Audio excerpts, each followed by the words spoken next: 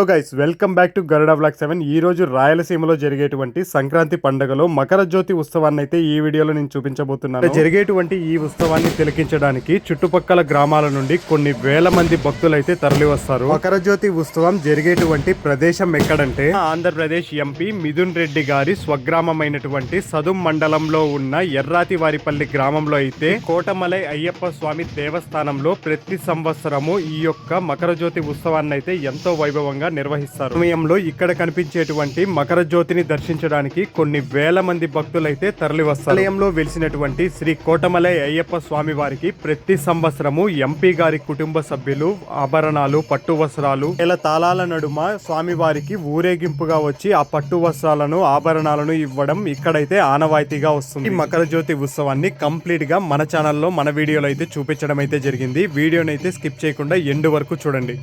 మొదటగా మనమైతే ఈ గ్రామంలో ఉన్నటువంటి శ్రీ కోటమలై అయ్యప్ప స్వామి వారి టెంపుల్ అయితే ఒకసారి చూద్దాం. ఈ ఆలయం గురించి ప్రత్యేకంగా చెప్పుకోవాల్సినటువంటి విషయం ఏంటంటే, ఈ ఆలయం యొక్క నమూనా చూడ్డానికి కేరళ రాష్ట్రంలో ఉన్నటువంటి శబరిమలై ఆలయం ఉన్న విధంగానే ఈ ప్రాంతంలో ఉన్నటువంటి ఆలయం కూడా ఉంటుంది. ఈ ఆలయానికి అయ్యప్ప మాల ధారణ కోసం మరియు విరుముడి కోసం వచ్చేటువంటి భక్తుల తాకిడి చాలా ఎక్కువగా ఉంటుంది. ప్రత్యేకంగా ఈ ఆలయంలో సంవత్సరానికి ఒక్కరోజు జరిగే ఈ మకర జ్యోతి ఉత్సవాలను చాలా వైభవంగా నిర్వహిస్తారు. అంతేకాదు, ఈ మకర జ్యోతి ఉత్సవాలకి 2 నెలల ముందు నుండే కొన్ని వేల మందికి సరిపోయే నిత్య అన్నదానాన్ని ఉచితంగా నిర్వహిస్తున్నదంట ఈ ఆలయం అయితే. ఇప్పుడు మనం చూస్తున్నది ఈ ఆలయం యొక్క ముందు భాగం. ఇప్పుడు మనం ప్రధాన ఆలయం యొక్క ముందు భాగం నుండి లోపలికైతే వెళ్దాము. ఎలా ఉందో ఇప్పుడైతే ఒక్కసారి మనమైతే చూద్దాము. ఇప్పుడు మనం నిల్చున్నటువంటి ఏరియానే ప్రధాన ఆలయం యొక్క ముందు భాగము. ఇక్కడ మనం చూసినట్లయితే శబరిమలై ఆలయం ముందు భాగంలో ఉన్నటువంటి పడిమెట్లని ఇక్కడ కూడా నిర్మించారు. ఇప్పుడు మనము ఎంపీ గారి కుటుంబము స్వామి వారికి పట్టు వస్త్రాలను సమర్పించేటువంటి వేడుకని ఒక్కసారి అయితే చూద్దాము.